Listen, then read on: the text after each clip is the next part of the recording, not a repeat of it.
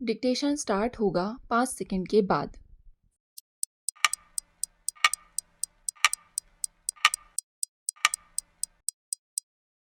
महोदय, मन का नियंत्रण एक ऐसी कला है जो समाज में स्थित प्रत्येक मनुष्य के लिए अत्यंत उपयोगी है।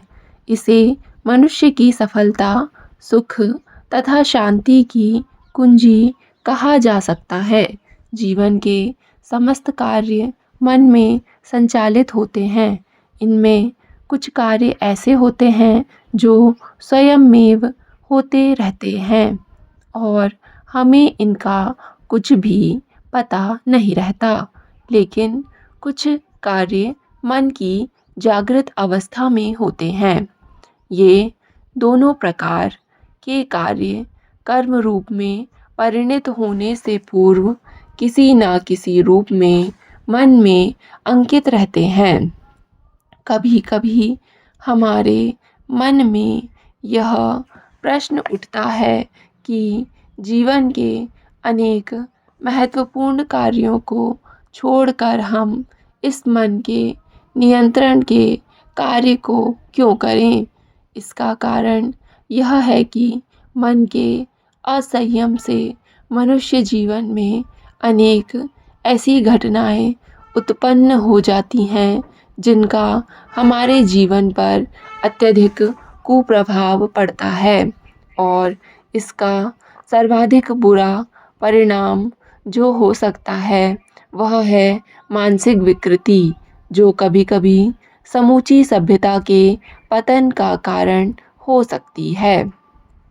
जिस व्यक्ति का मन नियंत्रित नहीं होता, उसके मस्तिष्क में अनेक प्रकार के अनावश्यक द्वंद्व चलते रहते हैं, जिससे उसका जीवन असंतुलित हो जाता है तथा जीवन की समस्त सुख शांति छिन जाती है।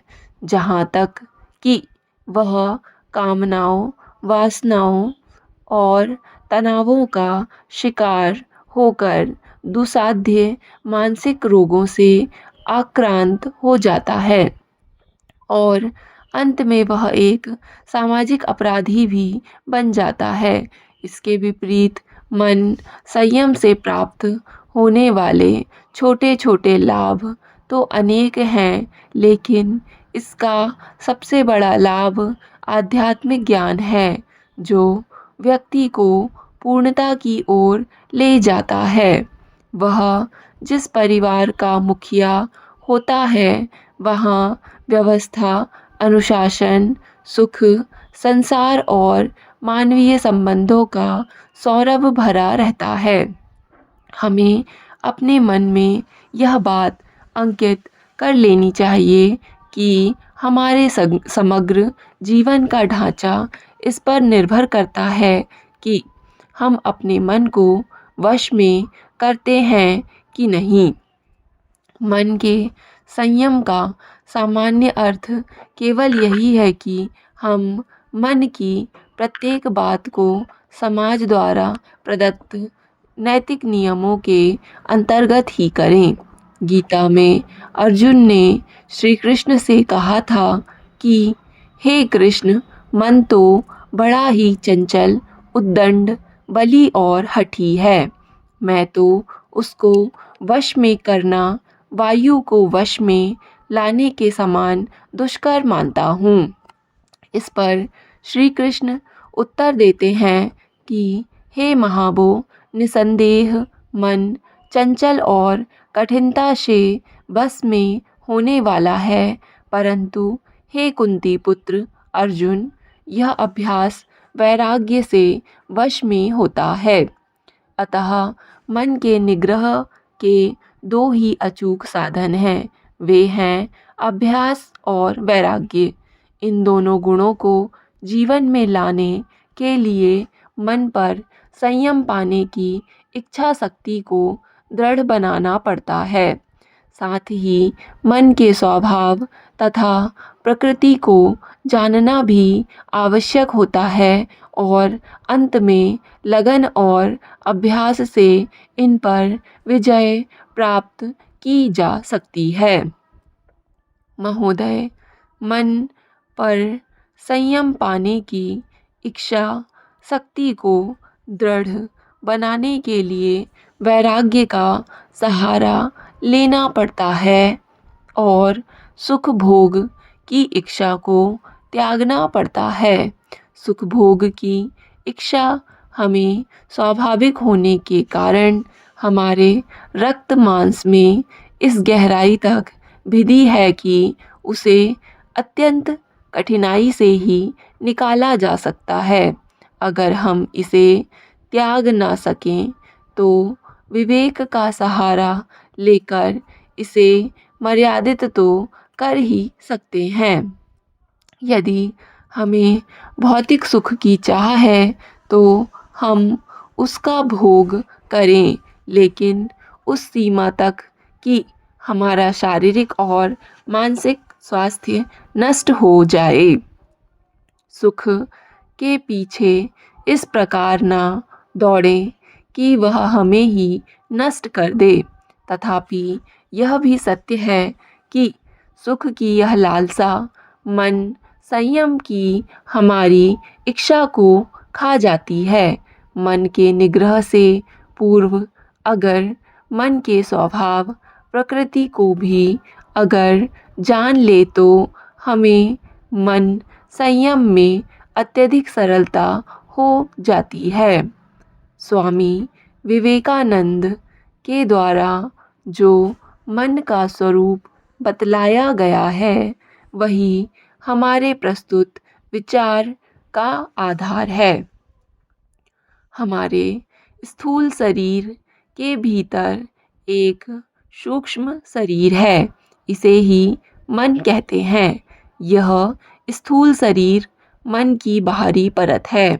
मन शरीर का सूक्ष्म अंश होने के कारण शरीर का अभिन्न अंग है। छांदोग्य उपनिषद के उद्धालक ने अपने पुत्र श्वेतकेतु को बताया कि अन्न जो शरीर के द्वारा ग्रहण किया जाता है किस प्रकार मन बनता है। उन्होंने कहा है कि हे सौम्य, मथे जाते हुए दही का जो सूक्ष्म भाग होता है वह ऊपर इकट्ठा हो जाता है, वह धृत होता है। उसी प्रकार हे सौम्य, खाए हुए अन्न का जो सूक्ष्म अंश होता है वह सम्यक प्रकार से ऊपर आ जाता है, यह मन होता है। इस प्रकार मन अन्नमय तथा अन्य वस्तुओं की भांति जड़ होता है। इस मन के पीछे आत्मा है जो कि चेतन कहलाती है। चेतन का अर्थ होता है कि ऐसी सत्ता जो किसी दूसरी सत्ता के ऊपर निर्भर नहीं करती, जबकि जड़ पदार्थ किसी न किसी रूप में किसी दूसरी सत्ता पर आधारित होते हैं। हम जानते हैं कि संसार के समस्त पदार्थ अणु एवं परमाणुओं के संघात का परिणाम होते हैं। संसार के समस्त अणु इलेक्ट्रॉन, प्रोटॉन तथा न्यूट्रॉन से निर्मित होते हैं। जब इन तीनों की संख्याओं में परिवर्तन हो जाता है तो अणु के गुणधर्म बदल जाते हैं।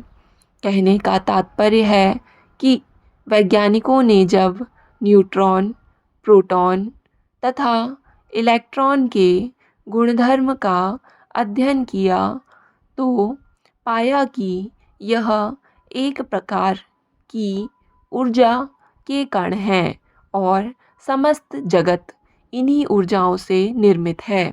वैज्ञानिक अभी इसमें अधिक खोज नहीं कर पाए हैं और यदि भविष्य में इससे अधिक खोज कर पाए तो यह जानेंगे कि यह ऊर्जा भी अनेक सूक्ष्म ऊर्जाओं से बनी है और यह अनेक ऊर्जाएं भी कई सूक्ष्म ऊर्जाओं से बनी हैं और मन संसार की समस्त ऊर्जाओं से सूक्ष्म ऊर्जा है। स्टॉप।